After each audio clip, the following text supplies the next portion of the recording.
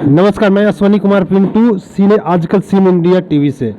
मैं अभी पहुंचा हूं यहाँ कुलरामपुर में, जहां भाकपा माले के संगठित ढांचे को मजबूत बनाने के उद्देश्य से भाजपा हटाओ देश बचाओ, भरत सिंह अंबेडकर का भारत बनाओ, भाजपा माले कोइलवर बड़हरा का 2 दिवसीय अध्ययन शिविर का आज शुरुआत हुआ है। इस संबंध में हम आइए यहाँ पर उपस्थित लोगों से बात करेंगे कि इस कार्यक्रम का उद्देश्य क्या है। हम आपसे जानना चाहेंगे कि इस कार्यक्रम का उद्देश्य क्या है। पहली बात तो ये है कि ये प्रशिक्षण शिविर है जो हम लोग के पार्टी के राष्ट्रीय महाधिवेशन के जरिए जो पारित हुआ है दस्तावेज, उसमें देश के राजनीतिक स्थिति के अनुसार पार्टी संगठन को कैसे और ज़्यादा अपडेट किया जाए, राजनीतिक वैचारिक रूप से और ज़्यादा मजबूत किया जाए, ताकि देश में जो भाजपा आरएसएस के नेतृत्व में जो फांसीवादी हमले बढ़े हैं उसका मुकम्मल तौर पर जवाब दिया जा सके। जैसा कि आप देख रहे हैं पिछले 9 सालों से, माने जिस तरह से जब से मोदी की सरकार बनी है तब से देश में चौतरफा माने कहिए कि देश संकट से जूझ रहा है। हर तरफ लोग त्राही त्राही कर रहे हैं। देश में महंगाई चरम पर बढ़ी हुई है, बेरोजगारी भी उसी माने रफ्तार से बढ़ रही है, कोई हिसाब किताब नहीं है। किसानों का, मजदूरों का, कर्मचारियों का, सबका जीना मुहाल हो गया है। और इन तमाम चीज़ों को हल करने के बजाय देश में भाजपा के जरिए एक सांप्रदायिक उन्माद, सांप्रदायिक ध्रुवीकरण की राजनीति चल रही है। देश में सांप्रदायिक दंगे का माहौल बनाया जा रहा है और देश में तमाम जो संवैधानिक संस्थाएं हैं उनकी जो स्वायत्तता है, चाहे वो सुप्रीम कोर्ट हो, चुनाव आयोग हो, ईडी हो, सीबीआई हो या इनकम टैक्स हो, सबका इस्तेमाल सरकार अपने हिसाब से करना चाह रही है और सभी संवैधानिक संस्थाओं की स्वायत्तता को ख़त्म करना चाह रहे हैं मोदी जी। तो एक तरफ तो इनका ये पूरे देश पर माने लगातार जो 9 साल से हमले चल रहे हैं, दूसरी तरफ देखिएगा कि इनके तमाम फांसीवादी हमले के खिलाफ देश के किसान, मजदूर, छात्र, नौजवान भी अपने हक अधिकार के लिए उठ के खड़े हुए हैं और आज इन्होंने सोच लिया है या संकल्प लिया है कि 2024 के चुनाव में इन फासिस्ट ताकतों को देश के सत्ता से बाहर करना है।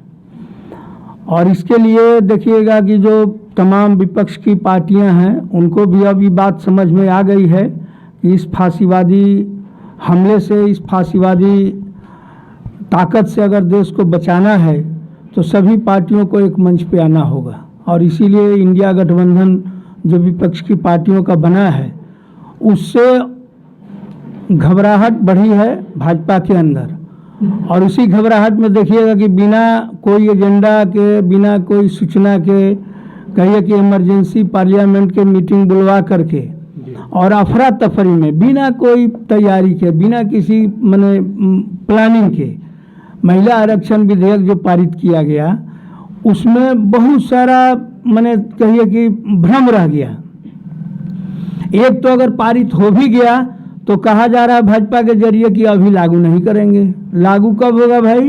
तब पहले जनगणना होगा, उसके बाद परिसीमन का कार्यक्रम होगा, तब जाकर के लागू होगा। यानी 2000 खुद उसका अध्यक्ष जेपी नड्डा बोल रहे हैं कि मैंने 29 के पहले तो नहीं लागू होना है। यहाँ एक चीज़ आपको हम रोकेंगे, जैसे कि आपके द्वारा बताया गया कि 9 साल से जो भाजपा का कार्यक्रम चल रहा है, फांसीवाद नीति की बात कही जा रही है, पर भाजपा के द्वारा 9 साल बेमिसाल कार्यक्रम के तहत जगह जगह लोगों के द्वारा भोज कराया जा रहा है। बताया जा रहा है कि हमने उज्ज्वला योजना से इतने सिलेंडर दिए, ये मैंने बहुत सारी योजनाओं को जोड़ा है। इस पर आप क्या कहना चाहेंगे?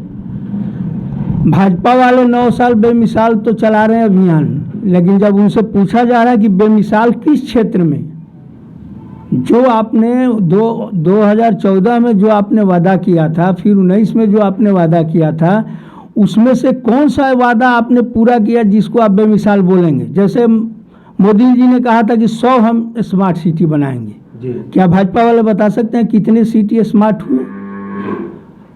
सबको बोला था कि हमारे एमपी हर अपने अपने लोकसभा क्षेत्र में एक गांव को गोद लेंगे। हमारे आरा के एमपी साहब गुड़ी गांव को गोद लिए हैं, जाके आप गुड़ी गांव को देख लीजिए कि उस गांव में क्या विकास हुआ है, किस क्षेत्र में विकास हुआ है।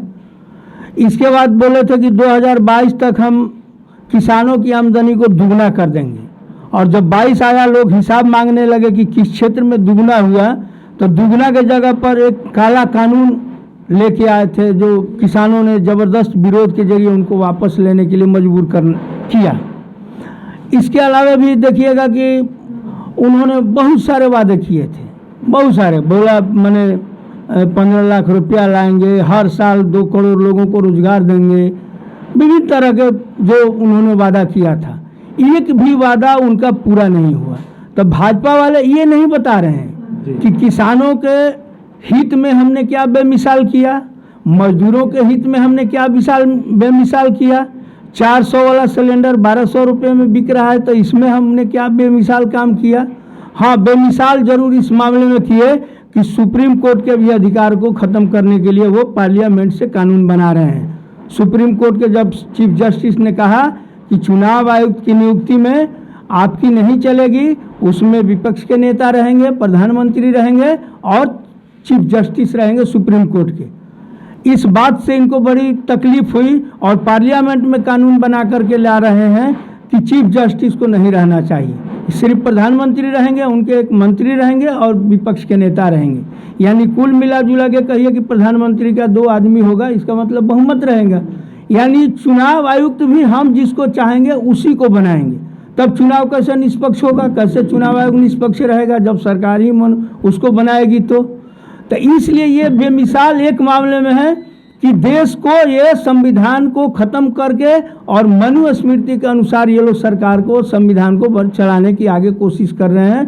पूरी इनकी कोशिश है कि देश में संविधान और लोकतंत्र खत्म हो जाए और मनुस्मृति के अनुसार संविधान चले। लेकिन जैसा कि यहाँ रोकेंगे कि आपके द्वारा भाजपा के जिन भी कार्यकलापों के बारे में बताया जा रहा है, वैसे तो पार्टी के हिसाब से हर कार्यक्रम के बारे में आपके पास उसका जवाब है कि भाजपा कहाँ कहाँ फेल्यूर है।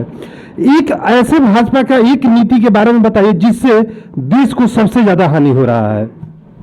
सबसे बड़ी नीति तो उसकी है देश को बांटने वाली नीति। मणिपुर जल रहा है, हमारा देश का अपना स्टेट है। आज 3 मई से लेकर के आज पूरा अक्टूबर सितंबर लास्ट हो रहा है और एक दिन भी मणिपुर प्रधानमंत्री नहीं गए। और वहाँ 2 समुदायों को आपसी झगड़ा नहीं है, बिल्कुल सरकार के द्वारा प्रायोजित वहाँ के जो कुकी जनजाति लोग हैं उस नस्ल को मिटाने का अभियान वहाँ बीजेपी के जरिए चलाया जा रहा है। उसी तरह से CAA NRC के जरिए देखिएगा कि एक समुदाय को पूरे टारगेट किया जा रहा है। उसी तरह से देखिएगा कि दलित, महिला सबको टारगेट किया जा रहा है। आरक्षण को देखिएगा ख़त्म करने के नाम पर यही अभी मोहन भागवत देखिएगा कि हार से जो बौखलाहट अभी बढ़ी है इंडिया गठबंधन की मजबूती की वजह से, तो अब यही मोहन भागवत कह रहे हैं कि 2000 साल तक हम लोगों ने शोषण किया है दलितों के और आदिवासियों के ऊपर, इसलिए 200 साल और आगे तक हमें इनको छूट देना चाहिए और आरक्षण जारी रखना चाहिए। ये आरक्षण जारी रखने वाले नहीं हैं, क्योंकि यही मोहन भागवत 2015 में यही पटना में आके बोले थे कि आरक्षण पर अब पुनर्विचार होना चाहिए। तो इसलिए कि इन लोगों की क्या बोलेंगे और कब क्या करेंगे इनका कोई ठिकाना नहीं है। अभी चुनाव है 2024 का, तो इनको महिला आरक्षण दिखाई देने लगा, और महिला आरक्षण अगर दिखाई देने इसमें क्या जनगणना से और परिसीमन से बाधा है, इसी में दीजिए। और ये मोहन भागवत का सुर जो बदला हुआ है कि हम दलितों के लिए, इस आदिवासियों के लिए चिंतित है, असल में चिंतित नहीं है, असल में इनको 24 का हार सता रहा है। इसलिए ये दलितों और आदिवासियों को भी समझ रहे हैं कि हिंदू ध्रुवीकरण के नाम पर ये लोग भाजपा के पक्ष में वोट करें और हम आगे आने वाले 2024 के चुनाव को फतह कर लें। ये दोहरी राजनीति, और एक तरह से हमेशा इन लोगों के बोल वचन में देखिएगा, बोली में हमेशा एक तरह के दोहरापन रहता है, बोलेंगे कुछ और करेंगे कुछ। जैसा देखा पिछला बार मोदी ने कहा था 2-2 लाख 5-5 लाख हम रुपया 5-5 लाख रुपया सबको खाता में दे देंगे, 15-15 लाख दे देंगे काला धन ला के। अब बाद में अमित शाह ने कहा कि ये तो चुनावी जुमला है, सभी लोग बोलते रहते हैं। तो ये जब जब चुनाव आता है तो ये लोग जुमला में उतर जाते हैं। और अभी एक तरह का ये भी जुमला, ये महिला आरक्षण भी एक तरह का जुमला है। ये आरक्षण देना नहीं है, ये तो खुद महिला विरोधी है भाजपा वाले। ये महिलाओं को कहाँ से आरक्षण देंगे और महिलाओं को बराबरी सम्मान देंगे? महिला के ऊपर बलात्कार करने वाला कुलदीप सिंह सेंगर, तमाम जो बलात्कारी हैं, अभी आपको वो पहलवानों पर जो हमला बलात्कार करने वाला का आरोपी है वो अभी सब उन्हीं के, ब्रिजभूषण सिंह, ये सारे के सारे लोग उन्हीं के साथ हैं। अभी तक ब्रिजभूषण सिंह एक दिन जेल में भी नहीं गया। ये महिलाओं का सम्मान देने वाले लोग नहीं हैं। महिला, दलित, अल्पसंख्यक, पिछड़े, सबको ये लोग रौंद के चलने वाले हैं। और मनुस्मृति के अनुसार ये लोग देश को चलाने की पूरी कोशिश कर रहे हैं। यही सबसे बड़ा इस भाजपा की सबसे बड़ी खतरनाक पॉलिसी है देश में। ये लोकतंत्र और संविधान को नहीं पसंद करते। बाबा साहब अम्बेडकर के संविधान को ये जलाने वाले लोग हैं। ये गांधी को जो हत्या किया था, सावरकर को भारत रत्न दिलाने के लिए अभियान चलाने वाले लोग हैं। ये राष्ट्र हित में कभी काम नहीं कर सकते। अंतिम सवाल, ये जो प्रशिक्षण हो रहा है, कोइलवर के भी प्रखंड के लोग यहाँ पर आए हुए हैं जो, तो आपकी सरकार यदि सत्ता में आती है तो गरीबों की क्या सुविधा मिलने वाली है? हमेशा ही जनता के हक अधिकार के लड़ाई के प्रति ही प्रतिबद्ध है। अभी बिहार में तो कम से कम हम सरकार में शामिल हैं। हम मंत्री नहीं है लेकिन सरकार में है, सरकार के साझीदार हैं। लेकिन आप पूरे बिहार में देखिएगा कि सरकार के साथ रहते हुए भी, चाहे शिक्षक का सवाल हो, चाहे मजदूरों का सवाल हो, चाहे सिंचाई का सवाल हो, चाहे शिक्षा का सवाल हो, चाहे स्वास्थ्य का सवाल हो, हम हमेशा जनता के साथ सड़क पर खड़े रहते हैं। सरकार कोई रहे, लेकिन हमारी पार्टी की सबसे जो प्रतिबद्धता है, कमिटमेंट है, वो है जनता के प्रति। जनता के सवाल को हम हमेशा प्रधान मान के चलने वाली हैं। परिचय दे दे अपना। जवाहरलाल सिंह, जिला सचिव भाकपा माले।